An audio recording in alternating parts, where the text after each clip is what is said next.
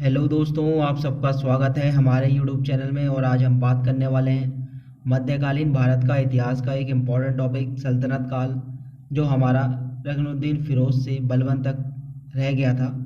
ये हम आज कंप्लीट करेंगे। चलिए शुरू करते हैं आज का टॉपिक। चलिए दोस्तों, शुरू करते हैं रुकनुद्दीन फ़िरोज़ से। और ये 1236 इसका काल है।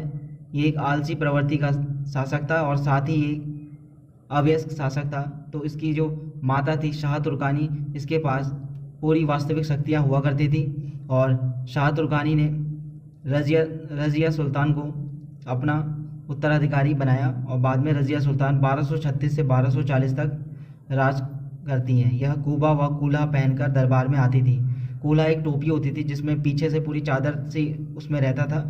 और यहाँ पे यह तीरंदाजी, घुड़सवारी तथा शिकार करती थी। इसने कुछ पद भी बनाए, जैसे कबीर खां को दिया इन्हें लाहौर का गवर्नर बनाया। और कबीर खां ने रज़िया के विरुद्ध विद्रोह भी किया था। पहला विद्रोह कबीर खां ने ही किया था रज़िया के विरुद्ध। और अल्तुनिया तवर हिंद का गवर्नर बनाया अल्तुनिया को। और अल्तुनिया के साथ ये पहले विद्रोह अल्तुनिया करता है और बाद में रज़िया इसके साथ शादी भी कर लेती है।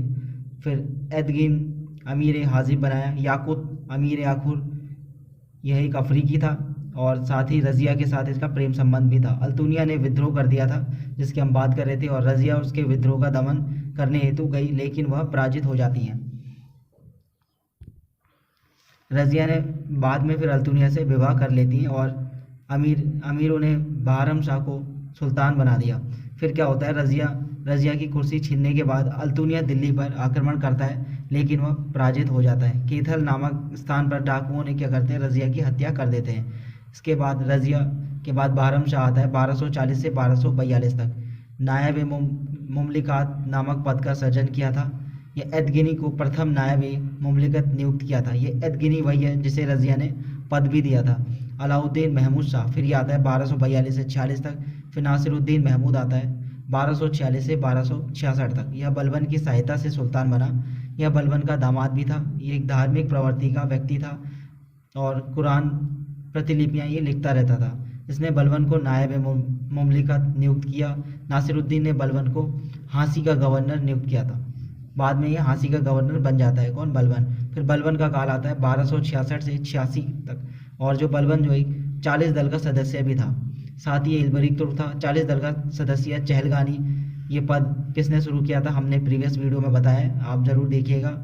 और साथ ही रज़िया सुल्तान जो अमीर शिकार, बहरम शाह अमीर आखुर, और अलाउद्दीन महमूद शाह अमीर हाजिब, और नासिरुद्दीन महमूद नायब मुमलिकत,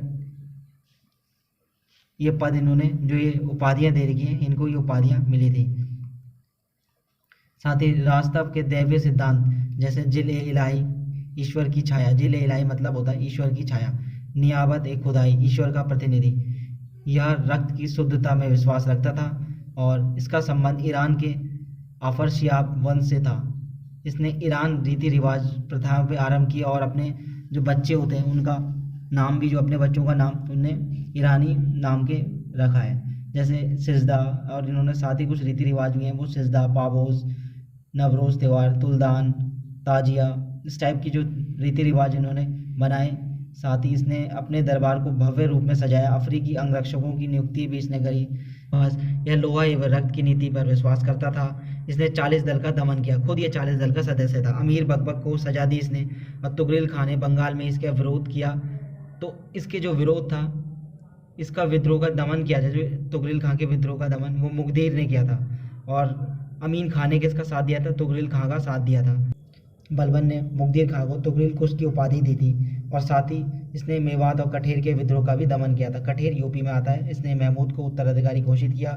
महमूद मंगोल से लड़ते हुए, जो मंगोल होते थे, मंगोलों से लड़ते हुए क्या होता है, मारा जाता है। मंगोलों के बारे में हमने पहले भी पढ़ा है और आगे भी हम मंगोलों के बारे में देखेंगे। तो महमूद जो होता है मंगोलों से लड़ते हुए क्या होता है, मारा जाता है। उसके बाद इसने महमूद को शहीद का दर्जा दिया। और जो ये भारी अभियान में बलबन जो है कभी नहीं जाता था। इन्हें कोई भारी अभियान नहीं किया है। इसने अपने जो सैनिक विभाग है, इसका जो नाम था वो दीवाने अर्ज रखा। और सैनिक विभाग की स्थापना किसने की, बलबन ने की है। उसका नाम दीवाने अर्ज रखा। जैसे गुप्तचर विभाग है, उसका नाम भी इन्होंने दीवाने बरीद रखा। एक गुप्तचर विभाग बनाया। जिस विभाग बनाने के बाद इन्होंने दीवाने बरीद इसका नाम रखा। बलबन ने कैखुसरो को फिर अपना उत्तराधिकारी बनाया। उससे पहले हम कैकुबाद के बारे में देखते हैं। तो ये 1286 से 90 तक रहता है और ये शराबी होता है, इसे लकवा मार जाता है, इसलिए ये कैखुसरो को बाद में उत्तराधिकारी घोषित करता है। क्यूमस के बारे में भी थोड़ा देखते हैं। ये इसकी बेटे थे। इसका संरक्षक जलाउद्दीन खिलजी था, जो जलाउद्दीन ने इसकी हत्या करवा देता है। अब जलाउद्दीन से हम आगे खिलजी वंश यहाँ से स्टार्ट हो जाता है, तो अब हम खिलजी वंश आगे पढ़ेंगे और हमारा जो सल्तनत काल है यहाँ पे समाप्त होता है। तो अब हमारी नेक्स्ट वीडियो खिलजी वंश से संबंधित आएगी। चलिए दोस्तों, आप सबका धन्यवाद लास्ट तक वीडियो देखने के लिए। मिलते हैं आपसे नेक्स्ट